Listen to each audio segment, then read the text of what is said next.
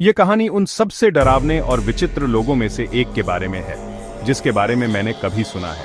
उसका नाम है रसेल। जब यह कहानी शुरू होती है तब उसकी उम्र लगभग 44 साल थी और वह कनाडा में रह रहा था। रसेल कोई आम इंसान नहीं था। बाहर से देखने पर वह बेहद सम्मानित व्यक्ति लगता था।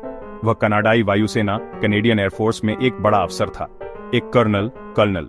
उसका काम बहुत ही खास और महत्वपूर्ण था। वह सिर्फ साधारण जहाज नहीं उड़ाता था, बल्कि वह उन उड़ानों का पायलट था जिसमें देश के प्रधानमंत्री तक सफर करते थे। इतना ही नहीं, एक बार उसने ब्रिटेन की महारानी क्वीन एलिजाबेथ तक को उड़ाया था।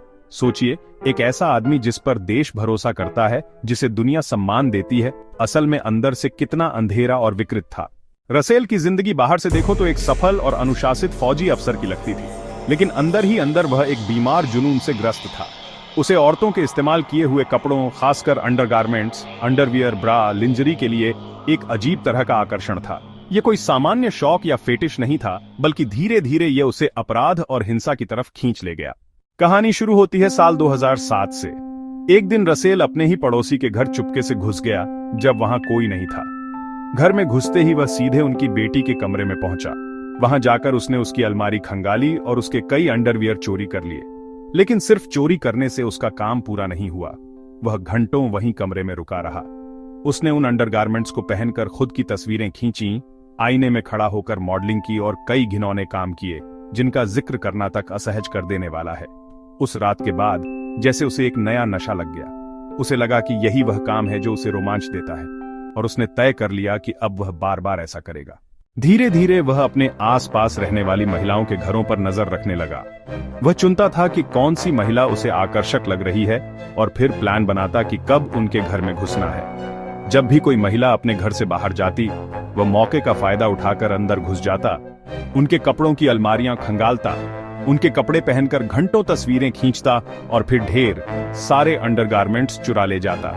समय बीतते बीतते यह उसका लगातार बढ़ता हुआ जुनून बन गया। रसेल की यह आदत सिर्फ चोरी और फोटो खींचने तक सीमित नहीं थी। वह अपने किए हर काम का रिकॉर्ड रखता था। उसने हजारों तस्वीरें खींची और उन्हें सावधानी से अलग अलग हार्ड ड्राइव्स पर सेव करता गया। इतना ही नहीं, वह अपने हर एक ब्रेक इन घर में घुसने का पूरा विवरण लिखता था। किस दिन किस घर में गया, क्या क्या कपड़े मिले, कौन कौन सी तस्वीरें लीं, जैसे कोई डायरी हो। कुछ ही सालों में उसने लगभग 80 घरों में सेंध लगाई और ढेर सारे कपड़े चुरा लिए। उसके पास बक्सों के बक्से महिलाओं के अंडरगारमेंट से भर गए थे। बाहर की दुनिया को कुछ पता नहीं था, क्योंकि दूसरी तरफ वह अब भी वायुसेना में काम कर रहा था। वह एक सम्मानित अधिकारी था जिसे लोग भरोसेमंद मानते थे, और 2009 में तो उसे पदोन्नति भी मिल गई। वह कनाडा के सबसे बड़े एयरफोर्स बेस का कमांडर बना दिया गया। यानी एक तरफ देश का हीरो और दूसरी तरफ छुपा हुआ अंडरवियर चोर। लेकिन जैसा अक्सर ऐसे मामलों में होता है, रसेल के लिए सिर्फ चोरी और फोटो खींचना काफी नहीं रहा। धीरे धीरे उसका दिमाग और भी खतरनाक रोमांच ढूंढने लगा। 2009 के आसपास उसने एक भयानक कदम उठाया। एक रात उसने मास्क पहना और चुपके से एक महिला के घर में घुस गया जब वह सो रही थी। उसने उस पर हमला किया, उसका यौन शोषण किया और तस्वीरें खींची। फिर हमेशा की तरह उसका अंडरवियर चुराकर भाग गया। कुछ हफ्तों बाद उसने फिर वही काम दोहराया। एक और महिला के घर में घुसा, उसे सोते हुए पकड़ लिया, यौन हमला किया, फोटो खींची और भाग गया।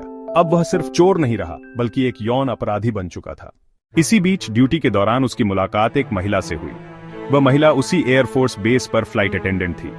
दोनों ने हल्की फुल्की बातें की और रसेल को पता चला कि वह अकेली रहती है। यह जानकारी उसके लिए निमंत्रण जैसी थी। चूंकि वह बेस कमांडर था, उसे उसके शेड्यूल तक की जानकारी मिल सकती थी। उसने देखा कि वह किन किन दिनों घर से बाहर रहेगी। एक दिन जब वह महिला काम पर बाहर गई, रसेल उसके घर में घुस गया।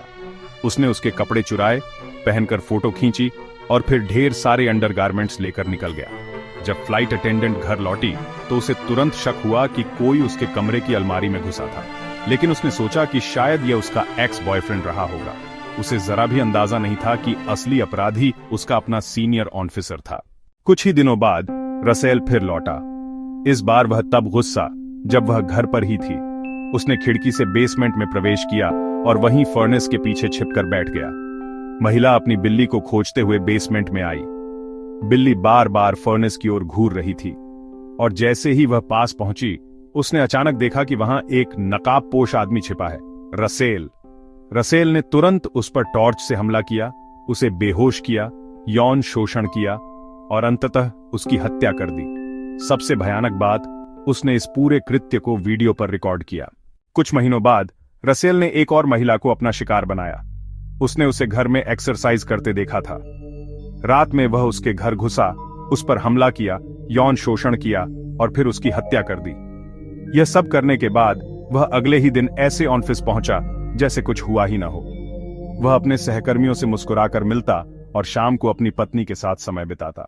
लगातार हो रही इन घटनाओं ने पूरे इलाके को हिला दिया। पुलिस ने बड़े पैमाने पर जांच शुरू की।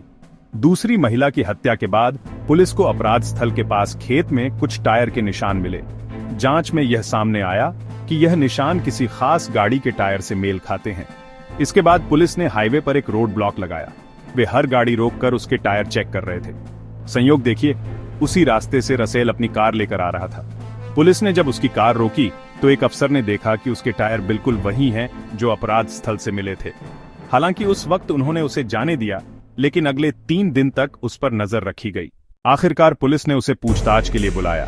रसेल आत्मविश्वास से भरा हुआ गया, जैसे कि उसे कोई डर नहीं है। लेकिन पूछताछ करीब 10 घंटे चली। पुलिस ने धीरे धीरे उसके सामने सारे सबूत रखे। अंत में दबाव में आकर उसने सब कुछ मान लिया। उसके पास से मिले हार्ड ड्राइव्स और नोट्स ने भी उसे पूरी तरह बेनकाब कर दिया। रसेल विलियम्स को अदालत ने उम्र कैद की सजा सुनाई। उसकी वर्दी, उसका रुतबा सब छिन गया और अब उसका नाम हमेशा के लिए कनाडा के सबसे कुख्यात अपराधियों की सूची में दर्ज हो गया।